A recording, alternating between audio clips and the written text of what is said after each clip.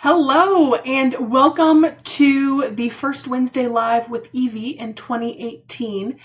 And for those of you who don't know, this is where I share about a productivity topic each week. And this is number 49, so that means there's 48 more back in the archives for you to enjoy. So today's topic is goal setting and contradictory advice. I just want to make sure that the video has, yes, it has. Good. So today, like I said, we're going to talk about, I'm trying to figure out how to pause that. Oh well. Today we're going to be talking about, like I said, goal setting and contradictory advice. And if you're here live, say hi in the comments. Or if you're watching the recording, say hi too, so that I know you're here and can say hi to you. So today we're talking about whether setting big goals is better or whether setting smaller achievable goals is better. And for those of you who don't know me, my name is Evie Burke and I work with entrepreneurs and I help them take their productivity to a new level. So at the end of the day, they're not worried about what didn't get done or what needs to get done tomorrow, but they can just be completely present and available to the people that they choose to spend their non-working hours with. Hi, Mary. So Mary has joined us. I think I saw Ellen was here too. So hello to Mary and Ellen. And again, today's topic is goal setting and contradictory advice. So this topic came up because I know in my Facebook feed and in the emails that I've been getting, I've been seeing a lot of two different things. One is why you should set big goals and why that's so important, and don't worry about the attainable goals. And then on the flip side, I'm also seeing other people who I also think are fabulous saying, don't set big goals, why you're setting yourself up for failure if you're setting big goals, why you should set small attainable goals instead. And it just kind of made me laugh because I know where they're both coming from, but I think it can be really contradictory, really confusing if you're not real sure where you want to be with your goal setting and you're seeing this contradictory advice. You know, set big goals. No, don't set big goals. Do this. No, don't do that. Do this instead. So I want to share a little bit about why they say to set big goals and not to set big goals, and then I want to share my take on this. So first of all, why you should set big goals. The reasons that they give are they motivate and excite you. It gives you space to dream things that might be outside of your current realm of possibility. It can force you to try new and different things, to really stretch yourself and try things you haven't maybe tried before. And when you're setting big goals and big things that you want to do, you might be more willing to change a behavior or a habit that you wouldn't otherwise think of changing. And also, sometimes when you set smaller goals or more achievable goals, you might lose interest in them or start dismissing your accomplishments. So those are some of the reasons why people say, set big goals. Now, the people who say, no, don't set big goals, but set smaller achievable goals instead, they urge that because, they talk about, when you hit a bump in the road with a big goal, you might lose your momentum and your motivation. It might just completely slam you to a halt and just cause you to give it up and go and do something else. Sometimes big goals can feel so far beyond our reach that if you fail at reaching the goal, you can feel like a failure. Somebody might feel like a failure and again, just give up and do something else instead. And I was doing some research to see if there were any solid reasons to set big goals or not to set big goals. And I like looking at Psychology Today just to see what some of the articles there are. And so this is an article from Psychology Today from April 2017. And in it, the guy who wrote the article had 2 points. And I want to point out that here he was making the case for setting smaller achievable goals. But I think part of this was his opinion and not necessarily based in studies or research. All right, so just want to give that as part of the information about what I'm going to say here. But this person who published in Psychology Today, he said people who disengage from seemingly impossible goals are mentally healthier than those who stay entrapped. So another way to say that is sometimes when you set a big goal, you might be so tied to it that you don't recognize when it's time to step away from it and maybe adjust the goal or try something else. And that's not always mentally healthy for you. And another thing he said is decisions made on the basis of false predicted happiness are likely to turn out to fail to maximize eventual experienced happiness. So that's just a lot of words that basically say if you are setting a big goal and you're expecting achieving that big goal to make you happier, you're probably going to be disappointed and let down. Because when you set goals based on this is going to make me happy, very rarely does it make you as happy as you expect it to, which can be very unmotivating. So if you're setting big goals, do it for reasons other than I will be happier when I make that much money or I lose that much weight. And instead, look at why are you setting that goal? Is it because it's going to be fun? It's going to allow me to do that, do this or that, or take a vacation, or run around with my grandkids, or whatever it is, versus this is going to make me happy, because that's going to probably not work out for you the way that you want. And then the reason to set some of those smaller achievable goals are they can be easier to accomplish. So you have some satisfaction of seeing your accomplishments pile up, and that can help you stay motivated. And obstacles are less likely to completely derail you because it's a small goal. You can probably do some adjustments and not feel like it's going to completely mess up your big goal. You can make some adjustments and still feel like you're on track when you set smaller goals. So let me know what you're thinking so far. Where do you fall in this? Do you like to set big goals? Do you like to set small goals? What's worked for you? So let me talk about what I think on this topic now. So I think the big thing here is whenever somebody makes a blanket statement about everybody should set a big goal or everybody should set smaller attainable goals, I think one of the things that's forgotten is we are not all wired the same way. We are very different people and we're wired in different ways. So know what works for you. What is it that motivates you? Because some people need to set big, huge, those what is it, BHAGs, the big, hairy, audacious goals. Some people need to set those to stay motivated and stay moving forward. While other people, if they set those BHAGs, those big, hairy, audacious goals, they might feel like it's just impossible to accomplish, and they much more prefer to focus on here are the things that I can accomplish this week, this month, this quarter, and stay focused on those things. So start paying attention to how you work. So when you have accomplished goals in the past, what's motivated you? Has it been motivating for you to have like this big, huge goal that you're working towards? So as you're accomplishing, the smaller steps that lead to that big goal, you're feeling that momentum pushing you forward of reaching that big goal? Or are you somebody where you want to focus on these are the things that need to happen in the next week, the next month, the next quarter, and really focus on those things?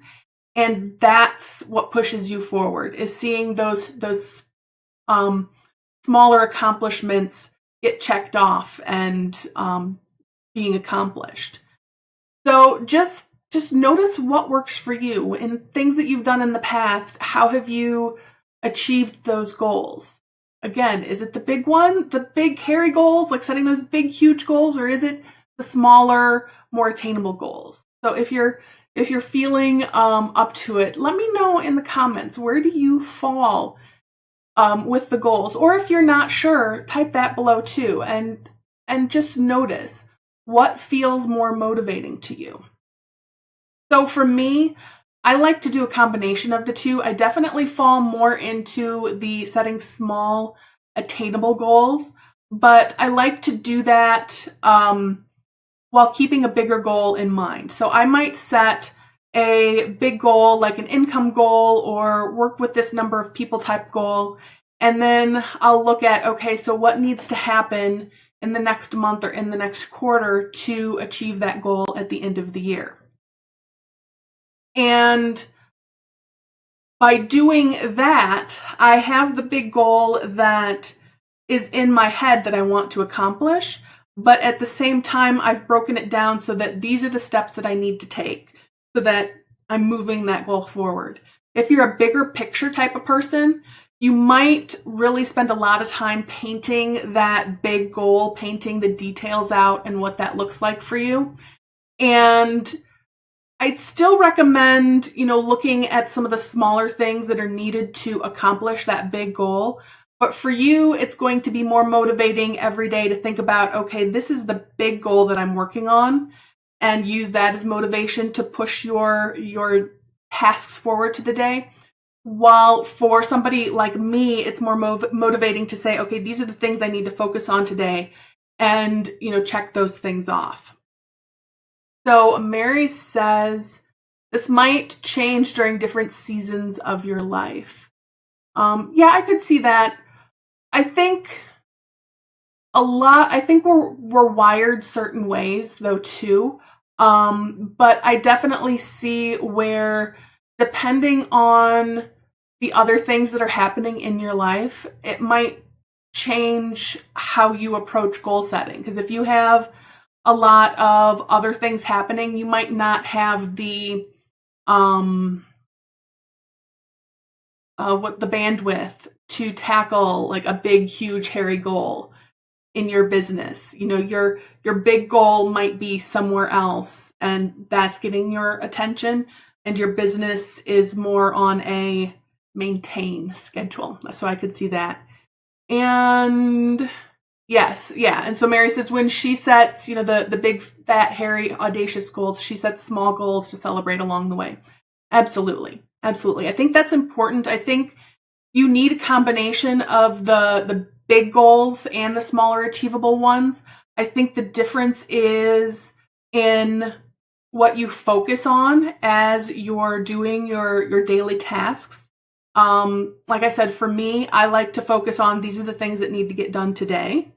When I'm doing my planning, then I kind of come up a little bit, what's it called? Like I want to say 100-foot view, but I kind of look at, okay, what are the things that need to happen, and keep the bigger goal in mind. But on the day-to-day, I just look at what needs to get done today. While somebody who is more motivated by the big goals, there's somebody that it's going to be really important to look at every morning. What is that big goal that I'm working toward? Because that's the thing that's going to give them the motivation to get the stuff done. So it's all about knowing how you work. Any other comments or questions anybody has? Let me know, and I will come back to those. Another thing I want to just talk briefly about is I've heard some people say that if you haven't set your goals for 2018 yet, then you are already behind. And I just want to say that is so ridiculous. It's okay to be exactly where you are. And if you haven't set goals for 2018 yet, that's okay. Just start where you are and don't worry about it. Don't let anybody tell you that you're behind, or you should have done this, or you should have done that. You are exactly where you need to be, and I know that because that's where you are right now. So just start where you are. If you want to set goals or want to tweak goals and you're not sure how to set goals and keep track of your progress, if that's something that you need a little bit of help with, I invite you to join me for the Take Your Productivity to a New Level program. It's a 4-week productivity mastery class, and it starts next week. So it begins January 17th. And I know most of the time we're taught specific things that work for other people, like we were talking about. Set big goals, or no, set small achievable goals. And we're taught what works for the person who's teaching us. And one of the things that I focus on in this class is giving you the framework of what works and giving you space to tweak it for what works for you. So like with the goal setting, are you somebody who it's super important to set the big goals, or is it more important for you to really focus on those smaller goals? You want to do a bit of both, but what is it that works for you? When you're planning your day-to-day, are you somebody that needs to just know these are the top few priorities that I have today? Or do you need to map out a little bit in more detail? These are the things that need to be done this morning, and these are the things that need to be done in the afternoon.